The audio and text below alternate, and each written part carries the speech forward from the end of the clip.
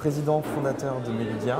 Chez Meludia, on part du constat que si les enfants arrêtent la musique, c'est à cause de la manière dont on leur apprend la musique. Car la manière dont on leur apprend la musique est complètement déconnectée du plaisir musical. Donc ce qu'on fait, c'est qu'on remet le plaisir au centre de l'apprentissage. On propose le premier parcours d'apprentissage de la musique à partir des sensations et des émotions. Donc ça prend la forme d'un jeu qui permet, à partir de petits exercices, de progresser, d'entendre les notions musicales avant d'enseigner les notions analytiques de la musique qui sont nombreuses et complexes. Comment je progresse quand je suis musicien? Je peux aller dans une école, je peux aller voir un professeur, je peux monter un groupe, mais dans tous les cas, il est très difficile de savoir où je me situe dans mon niveau musical et comment j'ai progressé depuis les 6 derniers mois. Voilà.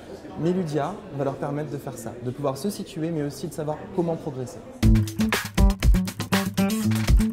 On a déjà rencontré des partenaires financiers. Pour une start-up, c'est important de se financer. On ne mise pas forcément sur le chiffre d'affaires aujourd'hui, ce n'est pas ça qui est important pour nous. La deuxième chose, c'est des partenariats B2B, comme je le disais tout à l'heure. Il y a beaucoup d'universités qui sont là pour montrer à quel point leur éducation est innovante, pour montrer aussi à quel point leurs profils sont innovants.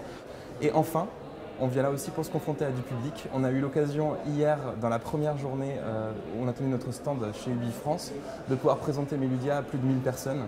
Et on a eu des retours en une journée. On a eu des feedbacks absolument énormes, ça se bousculait, il y avait la queue sur le stand, etc.